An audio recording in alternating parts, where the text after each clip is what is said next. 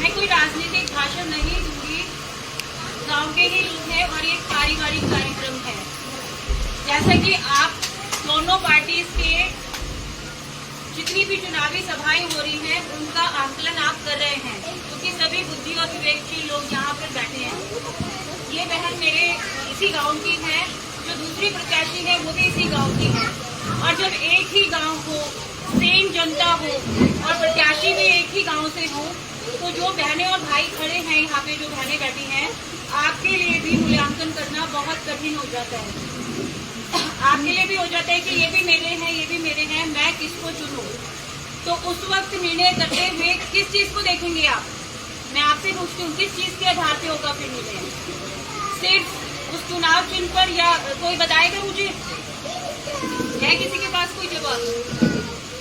अंतरात्मा की आवाज पर पढ़ी होगी भगवत गीता आप सभी ने।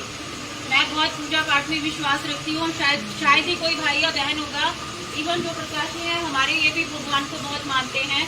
सावन का महीना चल रहा है और जब निर्णय लेने में दुविधा हो, भगवत गीता में कहा गया है, ना इधर देखो ना उधर, अपने अंतरात्मा की आवाज पर फैसला करो। तो अंतरात्मा की आवाज पे आपको क्या फैसला करना है?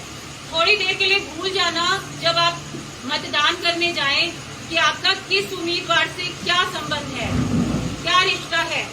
एक चीज याद रखना, बिल्कुल निष्पक्षता से बोल रही हूँ, ना मैं इनके समर्थन में हूँ ना मैं उनके विरोध में, दोनों मेरी बहनें हैं।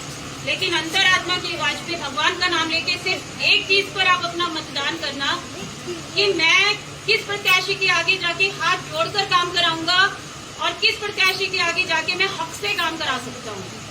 किसके घर जाकर एक आवाज पे उसके घर के दरवाजे खुल जाएंगे मेरी मदद के लिए, किसके घर जाके मैं डोरबेल बजाता रह जाऊंगा।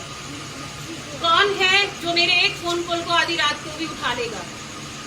कौन है जिसे मैं 4 बातें भी सुना लूंगा मेरे काम में डिले हुआ? तो इस अंतरात्मा की आवाज पे जब आप निर्णय लेंगे ना, उम्मीदवार कोई भी हो, आपका फैसला जनमत के आधार पे कभी गलत नहीं होगा। कोई भी चुनाव हो, संक्षेप में निष्पक्षता से बस यही कहूंगी कि भगवत गीता को याद रखना और निष्पक्षता से, बिना किसी संबंधी, रिश्तेदारी, मेल मिलाप, इन चीजों को दरकिनार करके सिर्फ ये देखना कि आप अपनी अंतरात्मा की आवाज में जो फैसला कर रहे हैं वो आपके हाथ जुड़वाएगा या हक से आपके काम होंगे। बस इतना कह के मैं अपनी वाणी को विराम देती हूँ।